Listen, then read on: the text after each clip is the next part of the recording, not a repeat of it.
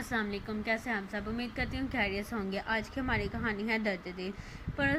Professor شگفتہ خاکسار وہ کم عمر بچی بولتی جا رہی تھی۔ میں نے کئی ملاقاتوں میں اس کی داستان حیات کو سنا اور سوچا کہ اسے قارئین تک پہنچاؤں۔ ذہن و دل پر بوجھ سا ہے، اس کی کہانی اسی کی زبان میں بیان کر رہی ہوں۔ میری ماں کا جوانی میں انتقال ہو گیا۔ ابو مجھے بوجھ سمجھنے لگے، بھائی کوئی تھا نہیں۔ مجھے ایک درمیانی عمر کے رکشہ والے سے بیاہ دیا۔ میرے تو گلیوں میں سہیلیوں کے ہمراہ کھیلنے کے دن تھے۔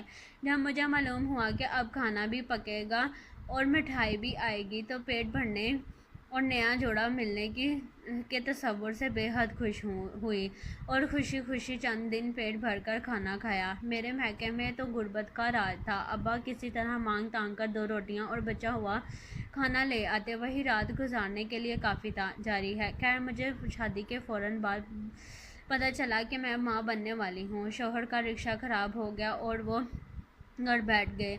اب جب کہ میری طلب خوراک بھری تو میں روٹیوں کے ٹکڑوں میں سے تازہ ٹکڑا نکال کر کھاتی۔ کچھ ہمدرد لوگوں پڑوسیوں کو معلوم ہوا تو وہ کھانے کی چیزیں دودھ دے جاتے، جو رکشہ میں سے بچت ہوتی۔ کرایہ مکان نہ دیتے تو مالک مکان سامان باہر پھینکنے کی دھمکیاں دیتا۔ پورا محلہ اکٹھا ہو جاتا۔ میرے دکھوں میں اضافہ ہوا اور میں نے کئی بار مرنے کے بارے میں سوچا۔ سوچ سوچ کر ذہن معاف ہوا جاتا کہ کیسے گزارا کروں۔ ابھی ایک بچے کا بوجھ نہیں سنبھالا جا رہا تھا کہ دوسری بچی پیدا ہو گئی، جسے میرے ایک بے اولاد رشتہ دار نے گود لے لیا۔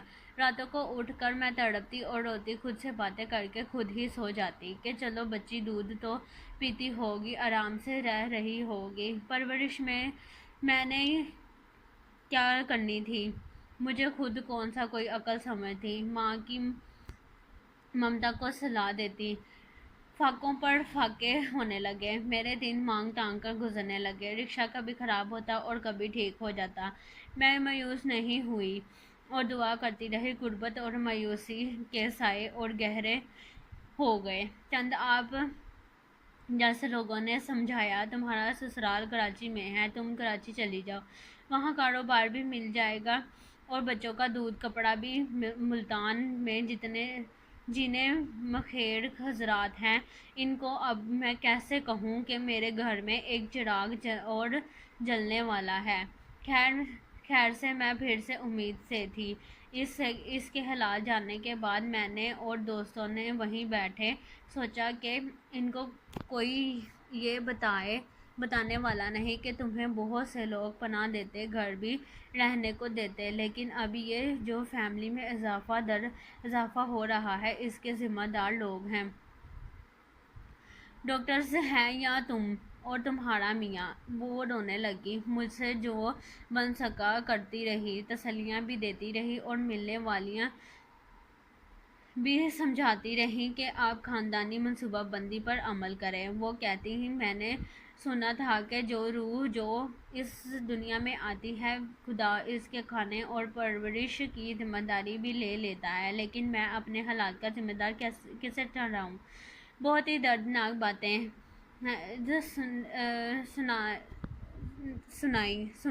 سننے والے دل تھام کر رہ جاتے ہیں۔ نیند تو رات کی یوں بھی نہیں آتی۔ ہم جیسے حساس لوگ پتہ نہیں کیا کیا توقعات رکھتے، کئی طرح کے خیالات ذہن میں آتے، یہ کر دیں وہ کر دیں۔ مجھ حقیر سے جو بن سکا سو کیا، مگر اسے تو دوائیاں بھی چاہیے، کپڑے بھی چاہیے، دودھ، اچھی غذا، سب چاہیے۔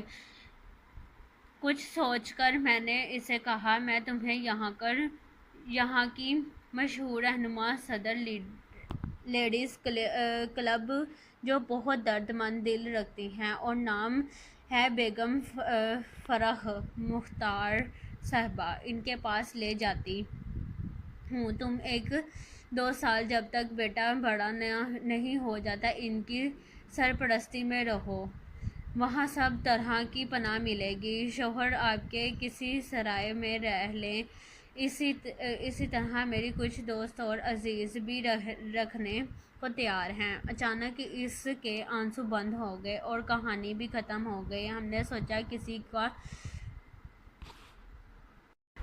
سرونٹ کوارٹر خالی ہو تو اسے وہیں جگہ دلوا دیتے ہیں۔ وہ بالکل خاموش تھی، ہم سمجھے راضی ہو گئی ہیں۔